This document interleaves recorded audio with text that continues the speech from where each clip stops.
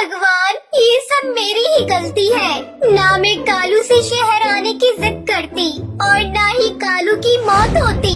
हिमाचल के जंगल में कालू कौआ अपनी पत्नी टुनटुनी चिड़िया के साथ रहता था। कालू कौआ अपने खेत में जामुन उगाता और उसे शहर की मंडी में बेचा करता था।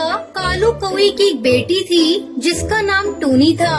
वो एक छोटे से स्कूल में पढ़ती थी।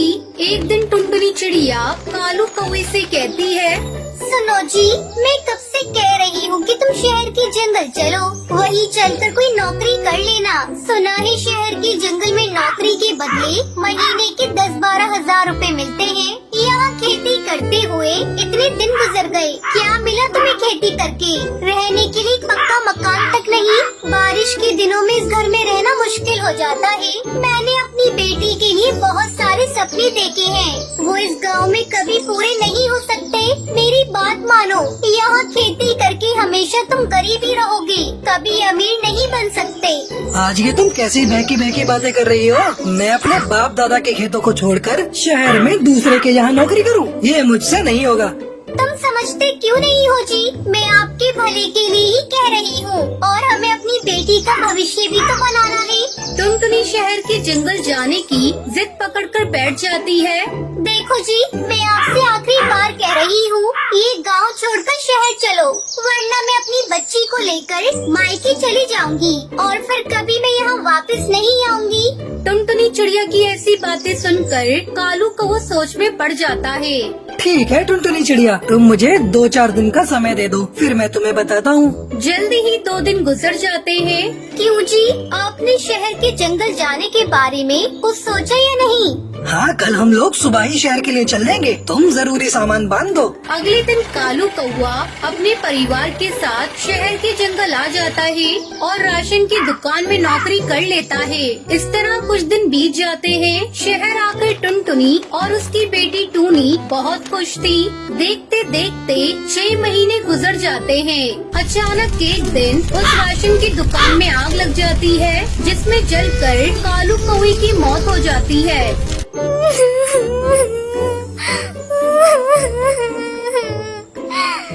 हे भगवान, ये सब मेरी ही गलती है। ना मैं कालू से शहर आने की जिद करती और ना ही कालू की मौत होती। टूनी बेटा, अब हम लोग शहर में नहीं रहेंगे, अब वापस अपने गांव चले जाएंगे। मेरी हिम्मत मारी गई थी। क्यों मैं अमीर बनने के चक्कर में अपना सब कुछ गंवा बैठी। रोते रोते टुनटुनी चिड़िया बेहोश हो जाती है। जब उसे होश आता है तो वो सारा सामान बांध कर अपने घर आती है। टूनी बेटा, चलकर हम लोग अपनी खेत की सफाई करते हैं और फिर उसमें जामुन के पेड़ लगाएंगे। दोनों माँ बेटी खेत की सफाई करती है और जामुन के पेड़ लगा देती है। टुनटुनी चिड़िया अपने खेत में बहुत अच्छी तरह से खाद और पानी देती है। जल्दी उसके खेत में जामुन की फसल लहराने लगती है। एक दिन टुनटुनी चिड़िया एक जामुन के पौधे को उखाड़ कर देखती है। उसमें बहुत बड़े बड़े जामुन लगे हुए थे। उस समय उस गांव का मुखिया उधर से गुजर रहा था। वो टुनटुनी चिड़िया की फसल को देखकर वहाँ रुक जाता है।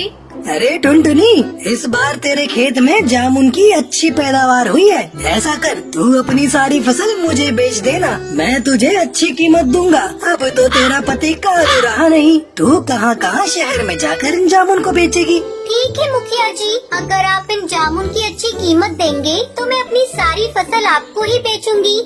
अच्छा टुनटुनी, अब मैं चलता हूँ। कल सारे जामुन को बोरी में भर के मेरे घर पहुँचा देना।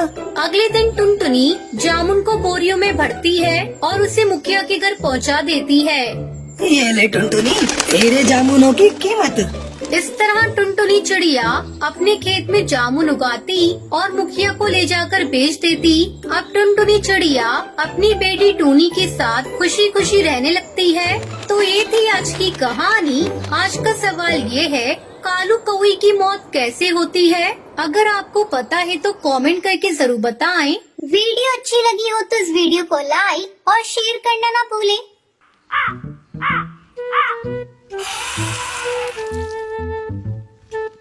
कीड़ के जंगल में टूनी चिड़िया अपनी बेटी टुनटुनी के साथ रहती थी। टूनी का एक बेटा भी था कालू। वो एक सेठ के यहाँ जॉब करता था। एक दिन वो सेठ की बेटी से शादी करके अपने घर लेकर आता है। अरे बेटा, ये तू किसे लेकर घर आया है? इससे तेरा क्या रिश्ता है? माँ, ये मेरी पत्नी कलावती है। इससे मैंने शादी की है। अरे करमजली, ये तूने ये क्या किया? तुझे पता था ना कि घर में तेरी जवान बहन अभी कुंवारी बैठी है। उसके बारे में तूने कुछ नहीं सोचा। तुझे इस कलमुही से ही शादी करनी थी।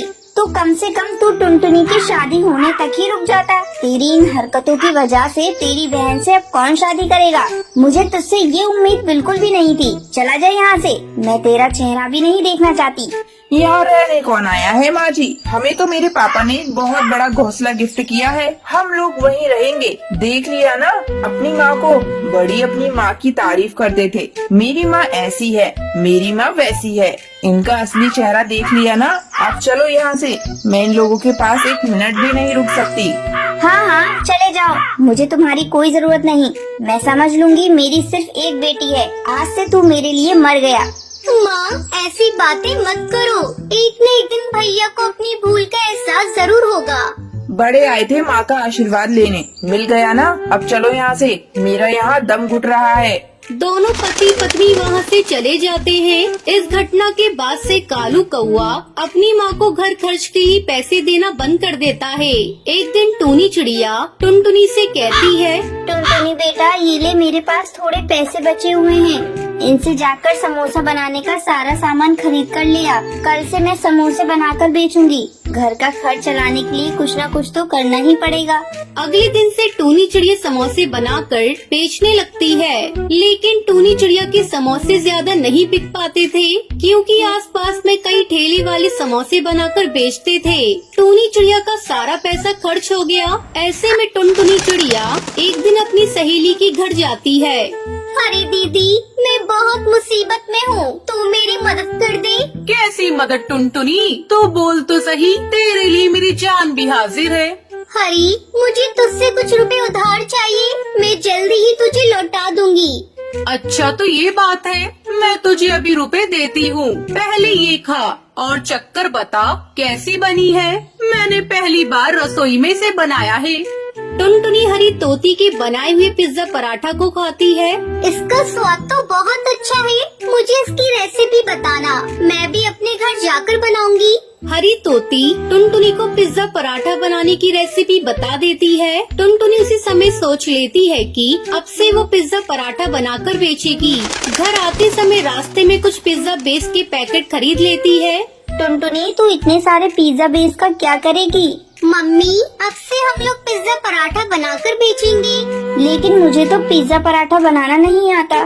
माँ, मैं अभी अभी हरी तोती से पिज्जा पराठा बनाने की रेसिपी सीख कर आ रही हूँ।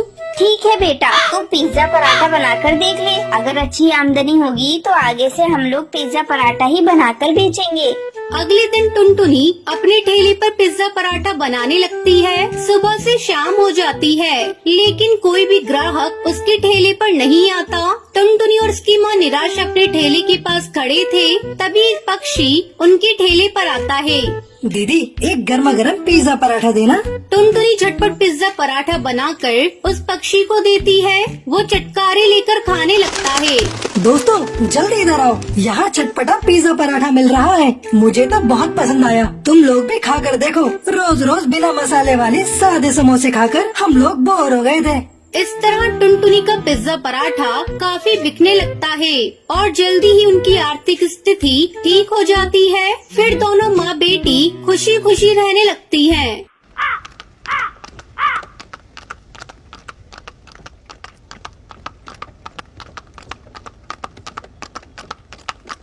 बहुत समय पहले की बात है। मथुरा के जंगल में टुनटुनी चिड़िया अपने पति कालू कौए के साथ रहती थी। कालू कौआ शहर में नौकरी करता था।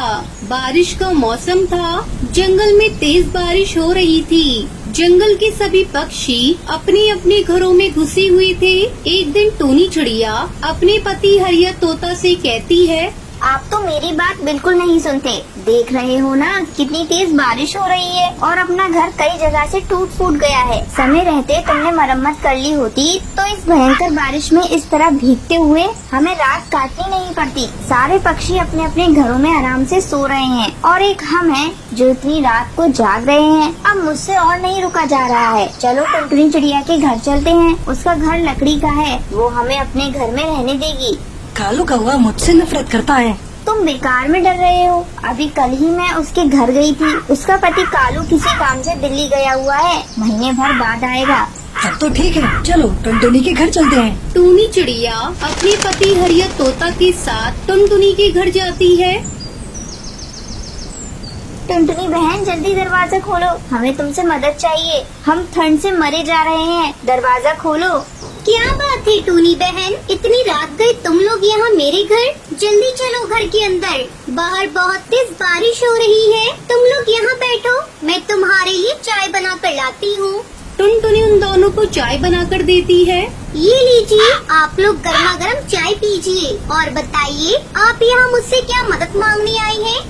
क्या बताऊँ, मेरा घर जगह जगह से टूट गया है और बारिश का पानी घर के अंदर आ रहा है। घर में रहना बिल्कुल मुश्किल हो गया है, इसलिए हमने सोचा कुछ दिन आपके यहाँ गुजारें। बारिश का मौसम खत्म होते ही हम अपने घर की मरम्मत कर लेंगे। अच्छा तो ये बात है, आप मेरे घर में आराम से रह सकते हैं। अभी मेरे पति भी नहीं है। टुनटुनी बहन, आपका ये एहसान हम जिंदगी भर नहीं भूलेंगे। इसमें एहसान की कौन सी बात है भाई साहब, हम पड़ोसी हैं। अगर पड़ोसी मुसीबत में एक दूसरे के काम नहीं आएंगे तो कौन आएगा? फिर सभी सो जाते हैं। अगले दिन सुबह सुबह टुनटुनी चिड़िया भोजन की तलाश में चली जाती है। इधर टूनी चिड़िया और उसका पति काफी देर तक सोने के बाद जब जागते हैं तब हरिया तोता टूनी से कहता है, आज बहुत दिनों के बाद अच्छी नींद आई। काश टुनटुनी के घर जैसा अपना भी घर होता। ये आप कैसी बातें कर रही हैं? ये घर अपना ही तो है। ये तो क्या बोल रही है, मेरे समझ में कुछ भी नहीं आ रहा है। तभी टुनटुनी भोजन लेकर घर आ जाती है। टूनी बहन दरवाजा खोलो, मैं भोजन लेकर आई हूँ। टुनटुनी तू चली जा यहाँ से, हमें आराम करने दे। ये तुम क्या कह रही हो टूनी बहन? ये घर मेरा है और तुम मुझे मेरे घर में आने से मना कर रही हो। ये घर तुम्हारा था लेकिन अब मेरा है। इतनी बारिश के मौसम में मैं कहाँ जाऊँगी? मेरे साथ ऐसा अन्याय मत करो। मैंने तुम्हें अपने घर में आसरा दिया और तुमने मुझे ही बेघर कर दिया।